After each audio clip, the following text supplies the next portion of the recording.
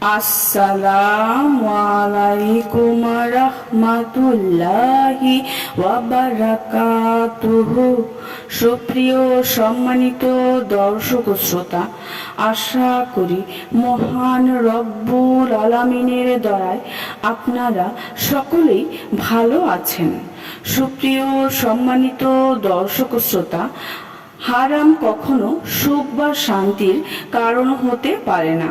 যারা এরকম হারাম রিলেশন থেকে মুক্তি চান বা বের হয়ে আসতে চান, তাদের জন্য গুরুত্বপূর্ণ কিছু কথা।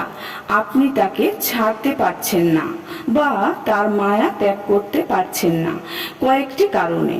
প্রথম কারণ হলো আপনি তার সাথে যোগাযোগ রাখছেন।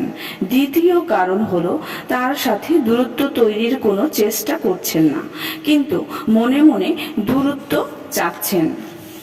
তৃতীয় কারণ, তার এমন কিছু কথা বা জিনিস আপনার কাছে আছে যা তার কথা বারবার মনে করায় আপনাকে। এই সমস্যা থেকে মুক্তি পেতে কিছু কাজ আপনাকে করতে হবে, যা না করলেই নয়। আপনাকে তার সাথে যোগাযোগ বন্ধ করতে হবে। এছাড়াও যোগাযোগের যত মাধ্যম আছে সবকিছু থেকে ব্লক করতে হবে এবং দূরত্ব তৈরি করতে তার নেগেটিভ দিকগুলো আপনার মনে বেশি প্রাধান্য দিতে হবে। চতুর্থ নম্বরে, তার এমন কোনো কিছু আপনার কাছে রাখা যাবে না যা তার প্রতি দুর্বল করে। উপরোক্ত আলোচনায় সমস্যা এবং সমাধান দুটোই রয়েছে। এবার মানসিকভাবে এবং বাস্তবিকভাবে রূপ দেওয়া আপনার দায়িত্ব।